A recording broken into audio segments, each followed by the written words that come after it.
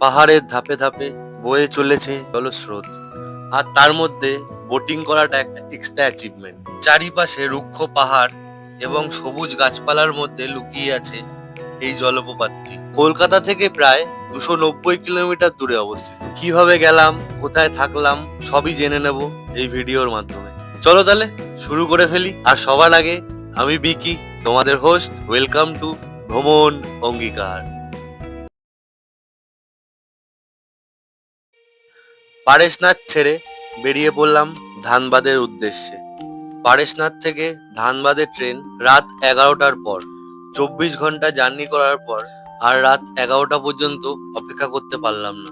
গাড়ির ড্রাইভারের সাথে একটু দর কষাকষি করে 1200 টাকায় রাজি করিয়ে বেরিয়ে পড়লাম ধানবাদের দিকে। দূরে ওই পাহাড়ের চূড়াতেই রয়েছে পরেশনাথ মন্দির, যেখান থেকে আমরা এলাম। আর যারা পারেশনাথ এবং জল মন্দিরের ভিডিও দেখোনি, এই ভিডিওর নিচে ডেসক্রিপশনে লিংক দিয়ে দিলাম। এখান থেকে ধানবাদের দূরত্ব 90 কিলোমিটার, সময় লাগবে প্রায় 2 ঘন্টা।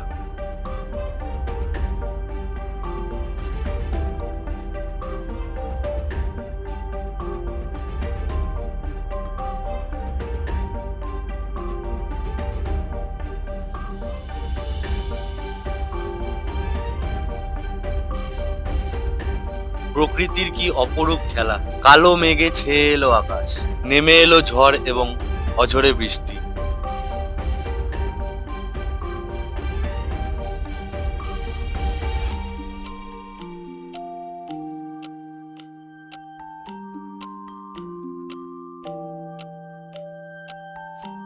এই ঝড় আর বৃষ্টিকে সঙ্গে করে নিয়ে পৌঁছে গেলাম ধানবাদ ব্যাংক মোড়ের কাছে। এখানেই আমাদের আগে থেকে হোটেল বুক করা রয়েছে। কি ভাবছো, শপিং মল? হ্যাঁ, তা ঠিকই ধারণা করেছো, কিন্তু আমরা শপিং করতে আসিনি। এই শপিং মলের ভিতরেই আমাদের হোটেল।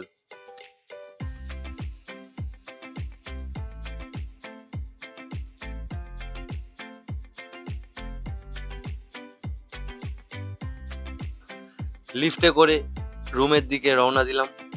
আজ তোমাদের রুম ট্যুরটা প্রথমেই দিয়ে দিই, চলো।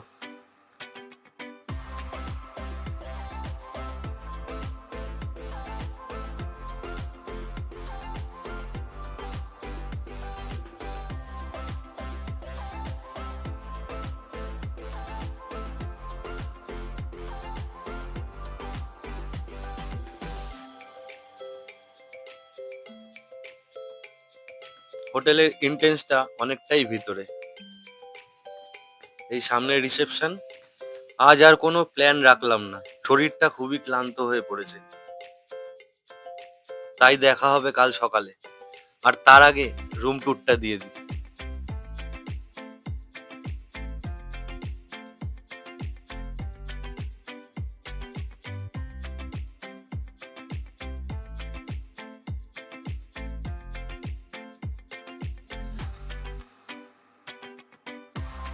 102 নম্বর রুম। একটি কিং সাইজ বেড, সুন্দর ডেকোরেশন করা, একটি সোফা, টি টেবিল, সেটআপ বক্স আছে, টিভি নেই। জানলা দিয়ে বাইরের ভিউটা দেখতে পারবে। বাথরুমও বেশ ভালো, পরিষ্কার পরিচ্ছন্ন, গিজার আছে। চলো, দেখা হচ্ছে সকালে। ঘড়িতে তখন সকাল 9টা। বেরিয়ে পড়লাম। রাতের বেলায় হোটেলের লোকেদের সাথে কথা বলে জানতে পারলাম কাছেই নাকি একটা সুন্দর পার্ক রয়েছে। হোটেল থেকে বেরিয়ে রাস্তার ওপারেই রয়েছে খাবারের দোকান। এখানেই আজকে ব্রেকফাস্টটা সেরে নিলাম। 4 পিস কচুরি সাথে তরকারি, নিল 25 টাকা।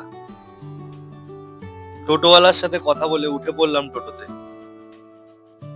ধানবাদ শহরের রাস্তার মধ্যে দিয়ে চললাম বেকারবান্ধ পার্কের দিকে। ভাড়া পড়লো 100 টাকা রিজার্ভ।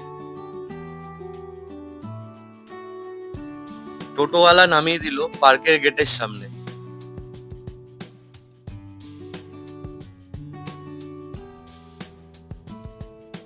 এখানে এন্ট্রি ফি 10 টাকার টিকিট। টিকিট কাটতে গিয়ে আমার সাথে বেশ তর্ক বিতর্ক হয়ে গেল। ₹500। এখানে এন্ট্রি ফি 10 টাকা হলেও আমার হাতে ক্যামেরা দেখে বলে ফেললো 500 টাকা লাগবে। পার্কের ভিতরে ক্যামেরা করতে গেলে 500 টাকা একটু বেশি হয়ে গেল। তাই মনের মধ্যে একটি কৌতূহল জেগে উঠলো, কি আছে এই পার্কের মধ্যে যার জন্য ক্যামেরা করতে 500 টাকা লাগতে পারে। তাই বাইরে থেকেই ঘুরে দেখে নি।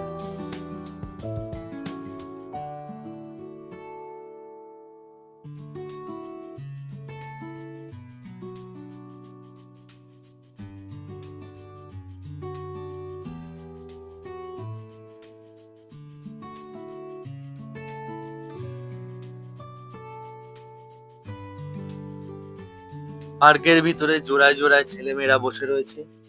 কি করছে আশা করি ভালো করেই জানো তোমরা। তাছাড়া এখনো পর্যন্ত কিছুই দেখতে পারলাম না এই পার্কের ভিতরে।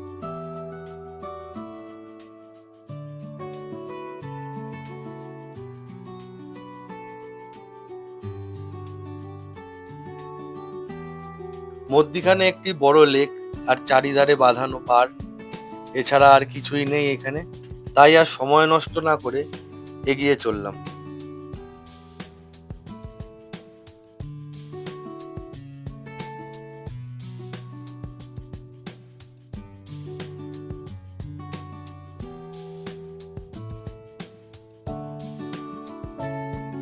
দেখার মতন একটি জিনিস পেলাম, তাও পার্কের বাইরে, ভিতরে না। একটি সুন্দর মন্দির, চলো ভিতরে ঢুকে দেখে নিই। প্রথমেই মহাদেবের দর্শন করে নিলাম।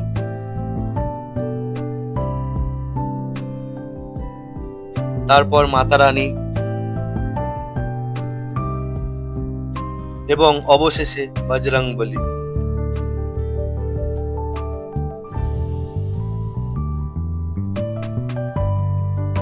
ভগবানের দর্শন সেরে উঠে পড়লাম টোটোতে। আবার চললাম নেক্সট ডেস্টিনেশন ভাটিন্ডা ওয়াটারফল।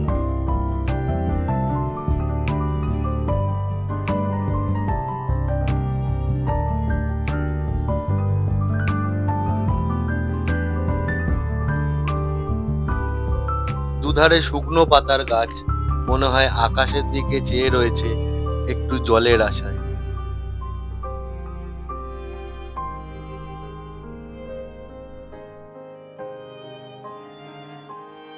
এসে পৌঁছালাম ভাটিন্ডা ওয়াটারফলের কাছে। এখানে ওয়াটারফলে ঢোকার জন্য কোনো এক্সট্রা চার্জ লাগে না, কিন্তু পার্কিং এর জন্য চার্জ লাগে 20 টাকা।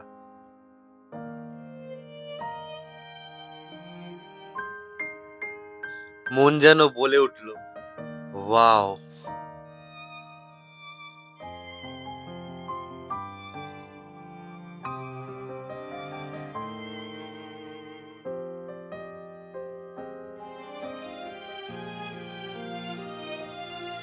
এখানে চাইলে তোমরা স্নানও করতে পারো।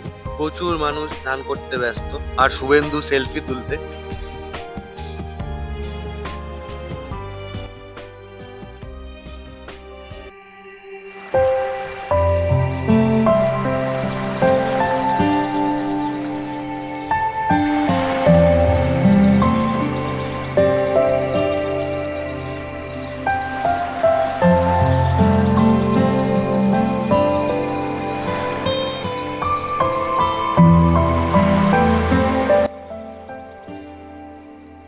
আরেকটা কথা না বললেই নয়, জায়গাটা সত্যিই খুব সুন্দর, কিন্তু আমরা মানুষ খেয়ে দে এখানেই সব ফেলে জায়গাটার অবস্থা করেছে। তাই সবার কাছে একটাই অনুরোধ, খেয়ে দে যেখানে সেখানে এরকম নোংরা ফেলবেন না।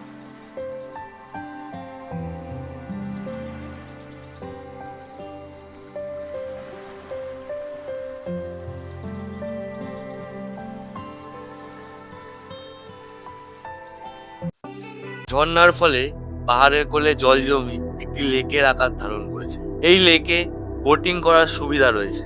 আমরাও একটু ইচ্ছে পূরণ করে নিলাম।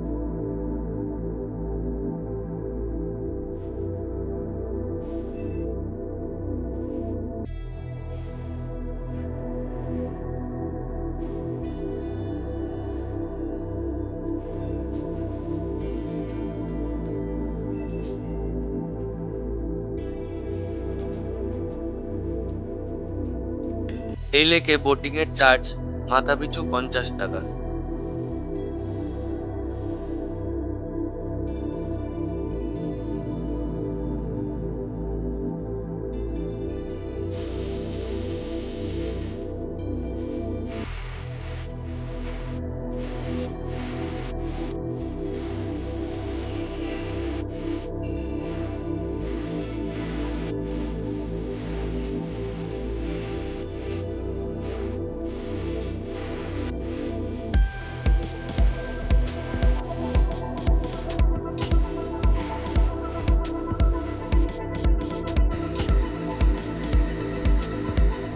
আজ তবে এইটুকুই। ভিডিওটি কেমন লাগলো কমেন্ট করে অবশ্যই জানিও। আর এই ট্যুরের বিষয়ে আরো কিছু জানার থাকলে অবশ্যই কমেন্ট করতে পারো। আর লাইক শেয়ার এন্ড সাবস্ক্রাইবটা করে দিও। চললাম তাহলে, দেখা হচ্ছে নেক্সট ভিডিওতে।